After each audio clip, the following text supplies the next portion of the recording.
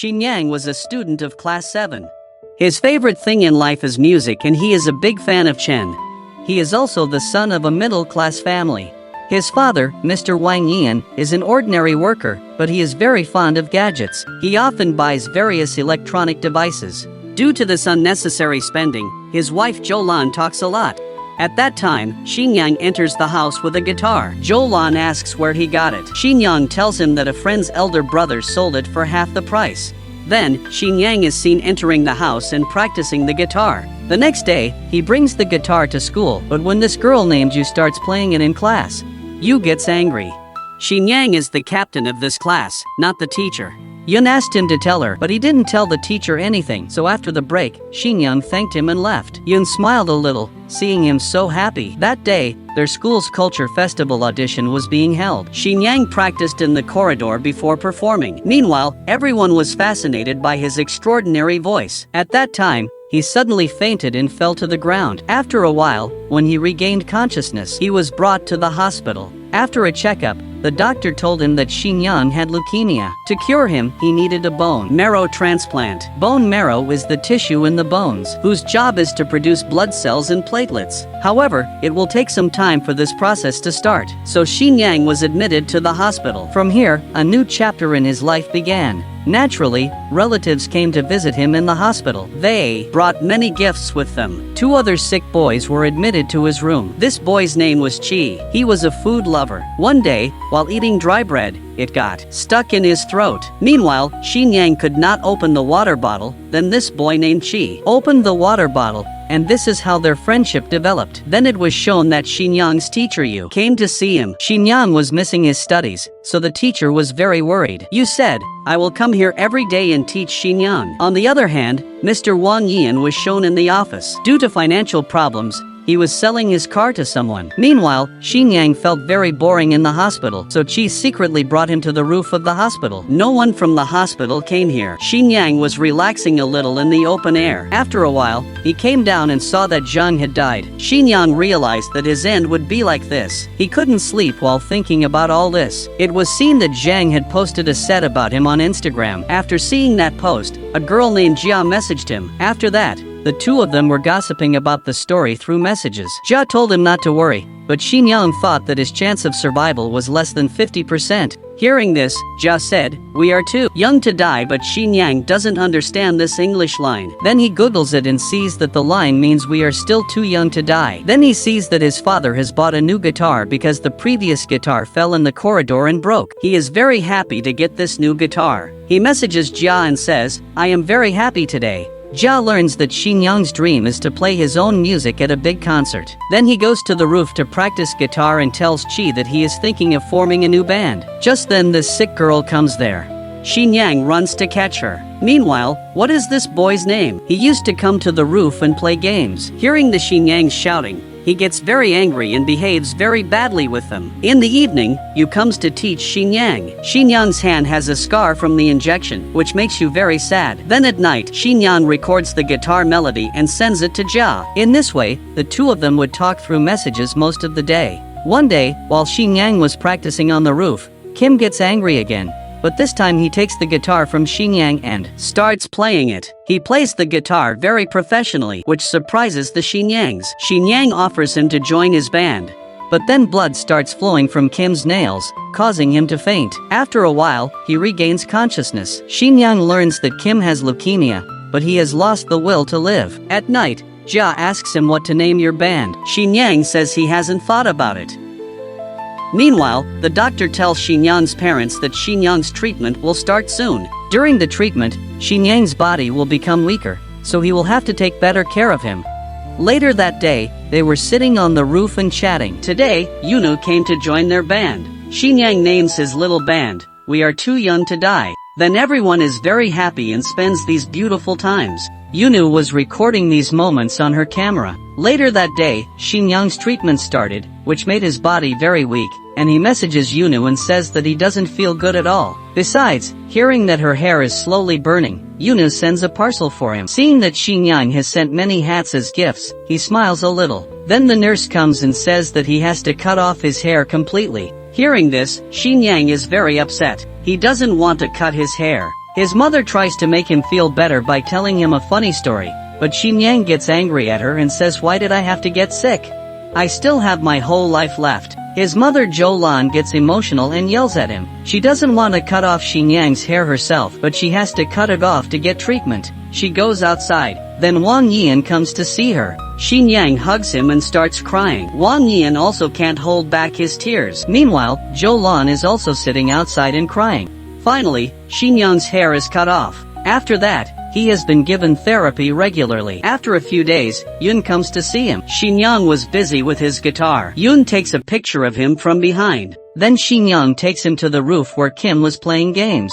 Seeing Xinyang, he understands his therapy. "My therapy started a long time ago." Xinyang now knows how Kim feels. Then the two of them sat down and talked. Kim was once in a band. She played the piano in that band, but suddenly she fell ill. One day, while rehearsing, she saw that a new person had been hired to replace her. That day, Kim was very sad. She thought that since she would die very soon, she was kicked out of the band. Xinyang said, "Our band will never kick you out because we will survive and conquer the whole world through music." Hearing this, she was very motivated. Then, she joined their band. It was seen that she brought her piano to the roof and started playing. Then, she made a small drum for Chi. They all had a lot of fun together. Xinyang was enjoying these moments very much. In addition, she also sent messages to Jia and shared her joy. In this way, they came to the roof every day and practiced. On the other hand, the doctor told Zhou that there was no donor available for Xinyang's transplant. Zhou was very upset when she heard that Wang Yian finished work and came to the hospital. Zhou told her about Xinyang's treatment.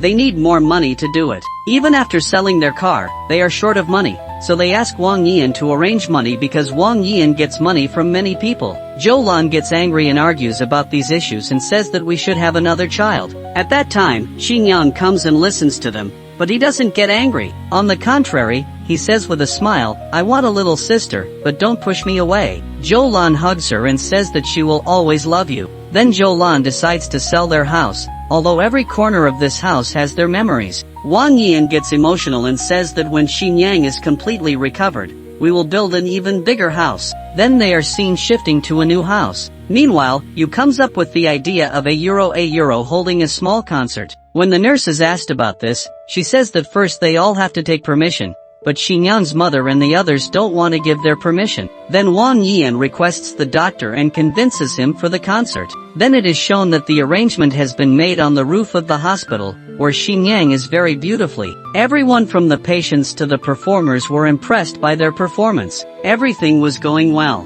Most of the day, they were busy with music, but one day, she suddenly died. Xinyang was very upset by this incident. He was seen sitting on the roof, upset. He could not accept the death of his close friend. Then the little girl came and patted his back. Then the two looked at the sky and prayed for Chi. A few days later, Kim's sister's marrow transplant started, so she was shifted to a completely different room. It is very likely that she will recover. So Xinyang sent a message to Yun and told her that he was very happy. In addition, his therapy sessions were ongoing. The doctor examined him and said that his physical condition was better than before. If he wanted, she could come out for a few days. Zhou and Wang Yian were very happy to hear that. Then they brought him home from the hospital. Xinyang's new house is much smaller than before, but when Xinyang saw it, his father tried to keep his room as before. They said that the hospital was too far from his previous house, so they shifted here for a few days. When Xinyang recovers, he will move to a new house, meaning they were lying.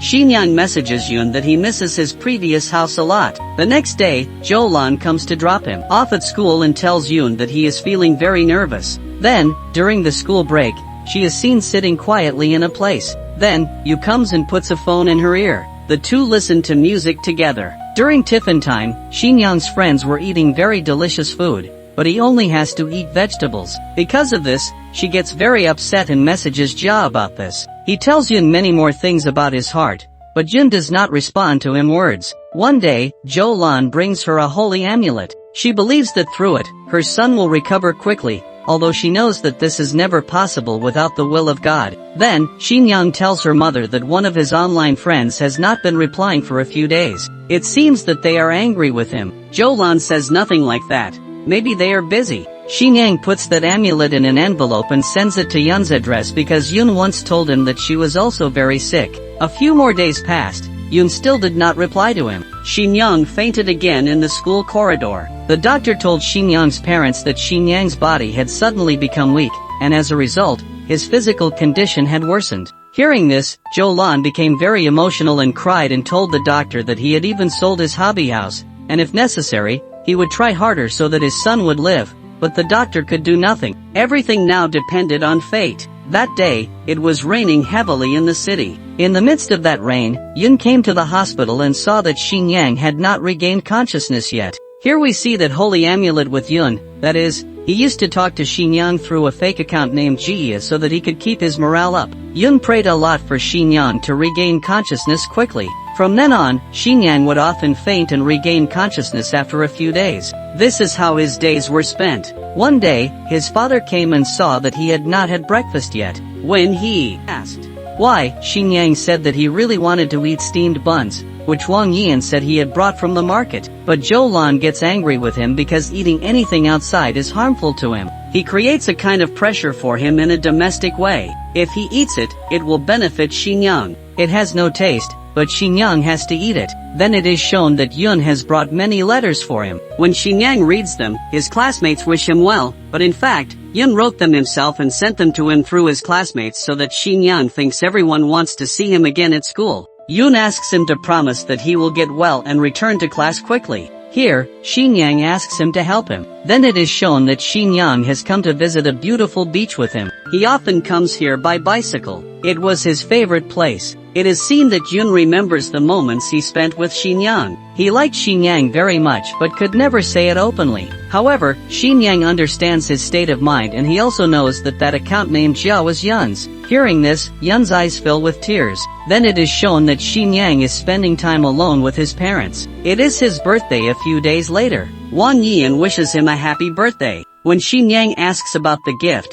he tells them that he doesn't need anything. He also thanks God because he got two such good people as his parents. This is the biggest gift of his life. Hearing such emotional words, Lan and Wang Yian's eyes get wet. They also feel blessed to have Yang as their son. This beautiful moment was Yang's last day. He couldn't live until his birthday. He couldn't go back to the land of no return. Even though several days have passed since his death, Lan still hasn't gotten over her grief. She can't accept that Yang is leaving like this. When Wang Yian comes with steamed bars, Lan throws them away because Yang loved them very much. Without him, they won't be able to swallow them. Then Wang Yian is seen sitting next to Yang's bicycle and crying. Meanwhile, Lan comes to her room and starts crying for Yang, hugging her school dress to her chest. She misses Yang very much. It is seen that she has decided to end her life by taking sleeping pills. But just then the calling bell rings again. Opening the door, she sees Yu bringing a parcel.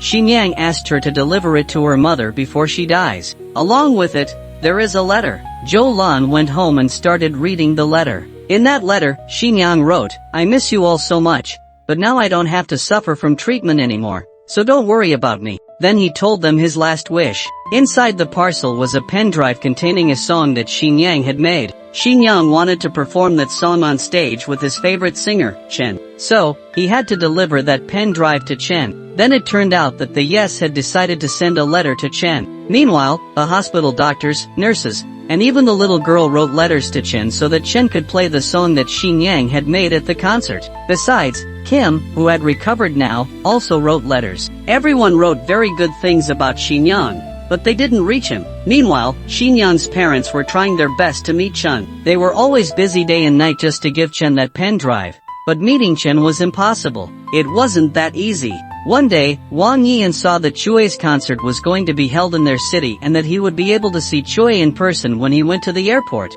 Wang Yian and Lan went to the airport to meet him and gave Yang's parcels and letters to Chui, saying that these were sent by my son. Please read them. At night, Chui started reading them. Yang wrote that receiving this letter meant that I was no longer alive, but my dream was to perform on stage with you. That didn't happen. But now my last wish is that you play this song I wrote at your concert. Xinjiang had recorded a video that day at the beach. In that video, Yu recorded his first or last song. It seems that Choi read everything and understood his feelings, so he got on stage and played Xinjiang's video. Xinjiang said something to the audience. First, he introduced himself. Then he shared his whole life story. Finally, he said that I dedicated my first song to my parents. Then, Chen started his song and performed along with him. The audience present there was completely shocked by this whole incident. The concert became emotional. Along with Wang Yian and Zhou Lan, Un Kim and the rest of the hospital staff also came. This emotional song touched everyone's hearts as if Xinjiang himself was singing his song. Although Xinjiang is no longer alive, in reality, even if he is not alive, he will live forever in the hearts of these people. And this is where the story ends.